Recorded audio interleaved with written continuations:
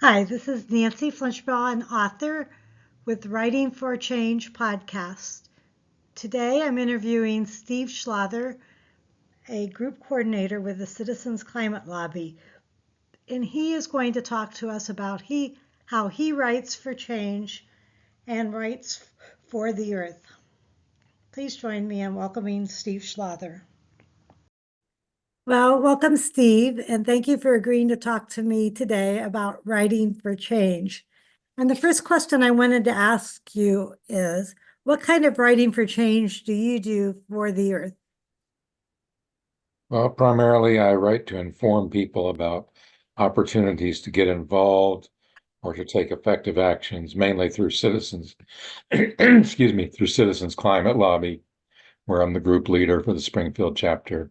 Write an email newsletter once a month and send out other missives to inform people about actions they can take. Um, that's primarily what I do. What are your concerns about the earth right now? I'm primarily concerned about the global warming of our planet that's changing our climate in so many ways, some of which are hard to understand, some of which are very stark, and all of which have serious consequences for future life on this planet. So I know you're the local coordinator for Citizens Climate Lobby. Can you tell me about that organization and how it works to address climate change? Citizens Climate Lobby tries to train and organize and empower people to take actions together to try to influence legislation. Our primary focus for many years has been on trying to push for what's called a carbon fee and dividend, where you put a steadily rising fee on all carbon-based fuels and return all the money collected to citizens in equal shares. Um, but we advocate for other policies as well. It's a international organization. There's more than 500 chapters in the US, and we work through local chapters with our all volunteer, and the national office comes up with strategies and trainings and information that empowers us, and we follow that to the best of our ability. Each local chapter has freedom to decide what works best in their own setting. But there are certain principles we abide by. We're bipartisan, we're focused on solutions, and we try to work with respect and appreciation for all points of view. I could go on a long time talking about CCL, but I don't know if that's Could, necessary. could you just explain why the carbon fee and dividend is so important? It's the most impactful thing you can do to address climate change. A lot of studies have shown this. By enacting a steadily rising fee, you make it more and more expensive to use fossil fuels, which is what drives the greenhouse gases into the atmosphere.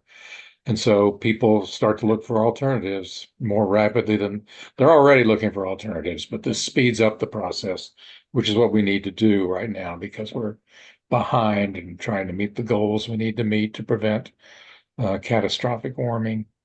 Um, if you do the En-ROADS simulator, which not everybody may be familiar with, but it's a simulator where you can go to, there's a web page you go to, and it shows the impacts of certain actions, 18 different categories in the simulator. And one of them is putting a price on carbon. And if you do that one, it's the impact is the biggest, far and away. The reason we advocate for the dividend is if you do put rising prices on carbon-based fuels, that's a heavy burden on the poor and the working class folks who have to have a way to get to work and to do their chores and whatever to heat their homes. So they have to use so much energy. The dividend returns money to them and helps relieve the burden of the raising prices. But because the prices is going up, there's still an incentive for people to be more efficient, to conserve energy, to make changes to clean renewable energy where available. Okay, yeah, and we've got to stop the carbon pollution and got to stop using the fossil fuels that are putting the carbon in our atmosphere. So that will, my understanding, it will quicken our reliance on other alternative energies, like you said. Well, what sort A of lot of people writing? think when you talk about getting away from fossil fuels that we expect this to happen overnight. No, it's a long-term project. It's going to take probably decades to really get off fossil fuels. But the faster we do it, the better off life will be for everyone. And that's one thing, that's what the carbon fee and dividend done. The carbon fee and dividend does. It speeds up the transition. So what sort of writing does CCL encourage as part of their Well, work? they encourage us to write letters to the editor and op-eds, to send emails and letters to congressmen, anything to influence political will, as we call it, to create political will for making changes.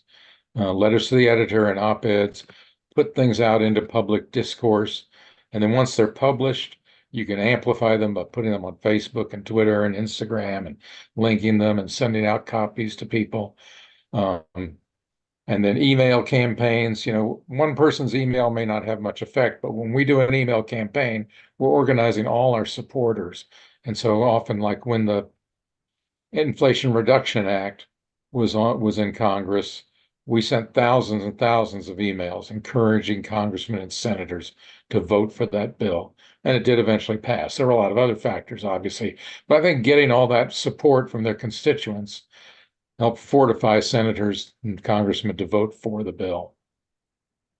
Well, I know you spent your career in writing for newspapers for a long time, and so it's great that you're using your skills now to write the CCL newsletter and to write other things and to write op-eds, letters to the editor, and letters to your congressman. I wondered if other people would like to join in the work of CCL, Citizens Climate Lobby. What can they do, or how should they get involved? Well, you can go to the CCL website, just Google Citizens Climate Lobby, you'll find it. And there you can see the kind of actions we do. There's a pull down menu to take action. You can also go and find your local chapter and send them an email saying you're interested in joining.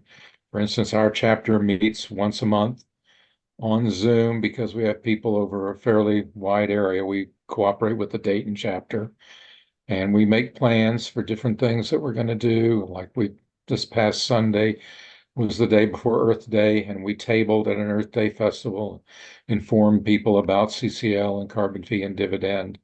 We have weekly 15-minute laser call meetings where we take one or two quick actions just to keep us going. There's a variety of ways to be involved in CCL depending on what your interests are. It can be as simple as making a couple of phone calls a month, or you can make presentations and table and plan things, write postcards, write letters. So depending on what lights you up, you can find different ways to be involved. Well, thank you so much for talking to me, and I'll put some slide up at the end with contact, how people can join Citizens Climate Lobby and their efforts for writing for change. Is there anything else you'd like to add? Well, thank you for the opportunity. And I encourage, CCL may not be for everyone, but there's plenty of other groups active on the climate issue. I encourage everyone to take a look around and find a way to do something to make a difference.